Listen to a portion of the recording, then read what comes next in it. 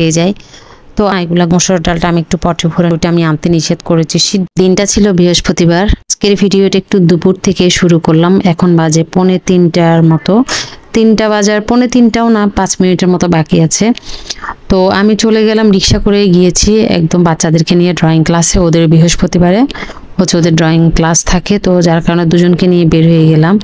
এরপর ওদের ক্লাস শেষে চলে আসি। আসার সময় একটু হেঁটে আসলাম, বিকেলবেলা ছিল তো বাচ্চারা বললো যে আম্মু হেঁটে যাই। তো আসার পর রান্না বসিয়ে দিলাম। দুপুরে অল্প কিছু তরকারি ছিল, সেটা দিয়ে আমাদের খাওয়া হয়ে গেছে। যদিও আমার জন্য অনেক বেশি কষ্টকর বিকালে রান্না, তারপরে কি করতে হয়। আর আজকে আমাদের বাজার আনবে, শুকনো বাজারগুলো আমার করা হয় নাই। বাজার তো আনা না, এগুলো গুছানো অনেক বেশি কষ্টের। তো বাজার তো এনে দেয় ছেলে মানুষ, এগুলো গুছিয়ে গুছিয়ে রাখা অনেক বেশি কষ্টের। তো আমি ডিমটা ভেজে নিয়েছি তেলে, আলুটা একটু ভেজে এখানে আমি একটু মশলা টশলা দিয়ে দিলাম, পেঁয়াজ বাটা রসুন টসুন সব। এখন ভালো করে পানি দিয়ে কষিয়ে ডিমটা দিব। আজকে রাতের খাবারে শুধু এটাই থাকবে, আর কিছু রান্না করব না। তো আজকে শরীরটা একদমই ভালো লাগছে না। সকালবেলা আজকে অনেকটাই ব্যস্ত ছিলাম, বাচ্চাদের স্কুলে বেতন দিতে গিয়েছি। তো সকাল থেকে দৌড়াদৌড়ির মধ্যে ছিলাম, আবার গ্যাসের কাঠ আনতে গিয়েছি। সব কিছু মিলায় সকালে আর ওভাবে ভিডিও করা হয়নি। রান্না ছিল অল্প যা কিছু। এটা এখন এটা সন্ধ্যার দিকে নিয়ে আসলো শুকনা বাজারগুলা, এই যে দেখতেই পাচ্ছেন। তো আমার হাজবেন্ডও টায়ার্ড ছিল, বললো যে আজকে যদি না নিই মানে আবার কালকে আবার বের হওয়া লাগবে।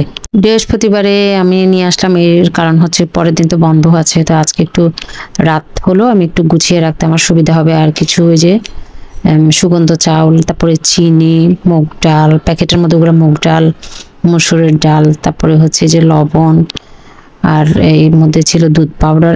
কম বেশি লাগে আমার, এগুলা মাস চলে যাবে এরকম, অনেক সময় যায় না। এটা মানে ডিপেন্ড করে কতটুক লাগে বা কতটুক খরচ করি মানুষের উপর।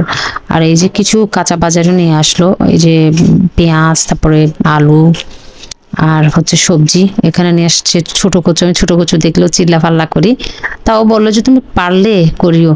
আর নিয়ে এসছে চালের বস্তা। আমি এই যে কাটারির নাজিরশাহী চাল এটাই খাই। তো আর এদিকে আমি ভাবতেছি বাজারগুলো একটু পটের মধ্যে ঢুকাইনি করে তো আনছে, কিন্তু এগুলো এখন গুছিয়ে রাখাটা মনে হয় আরো বেশি কষ্টের। বিরক্তই লাগে, প্রত্যেক মাসের শেষে এই কাজগুলো আমার করতে খুবই বিরক্ত লাগে। ওই দিন নিয়ে আসছিল কাঁচা বাজার, মানে কাঁচা মাছ তরকারি, ওগুলো একটু গুছিয়ে রাখলাম। এখনো মুরগি মাংস কোনোটাই কিনা হয়নি, তবে আমার গত মাসে যে কিনেছি মুরগি ওগুলো আছে, এই জন্য আর এই মাসে আর করা হয়নি। মসুর ডালটা আমি একটু পটে ভরে নিব। আমি বলতেছিলাম তুমি ছোট দানার মসুর ডাল আনছো কেন, এটা দিয়ে আমার ভালো লাগে না। এটা আমার কেন জানি ছোট দানার মসুর ডালটা খেতে ভালো লাগে না, এটা যার যার ব্যক্তিগত ব্যাপার, আমার ভালো লাগে না, এটাই বললাম। সিদ্ধ হতে চায় না, আর বড় দানাগুলো একদম তাড়াতাড়ি সিদ্ধ হয়ে যায়। আর এর মধ্যে হচ্ছে আমি খুলে খুলে দেখতেছিলাম আসলে কোনটাতে কি বোঝা যাচ্ছিল না। আর ওর ওভাবে মনে নেই, কারণ আমরা একটা দোকান থেকে নিয়ে আসি, ওকে লিস্ট দিয়ে দিই, ওভাবে প্যাকেট করে নেই। আর দেখলাম কি এটা একটা মুগ ডাল, একদম ছোট দানারটা মুগ ডাল, যেটা বড় দানার ওইটা আমি আনতে নিষেধ করেছি, সিদ্ধ হতে চায় না। আর মুগ ডাল হচ্ছে একদম গলে গেলে আমার কাছে ভালো লাগে, আমি মুরগির হাঁটা দিয়ে রান্না করি। এর মধ্যে চিনি, এটা হচ্ছে লাল চিনি, যেটা আখের চিনি, যেটা ওইটাই আমরা খাই। আমি সবসময় বিগত কয়েকটা বছর ধরে এটাই খাই। তো যাই হোক, এদিকে আমার হাজবেন্ড আমাকে হেল্প করছিল, চালের বস্তা টস্তা সব ঠিকঠাক করে রাখতেছে। তো সেই সাথে আজকে পর্যন্ত সবাই ভালো থাকবেন, সুস্থ থাকবেন, এ কামনা করছি। আল্লাহ হাফেজ।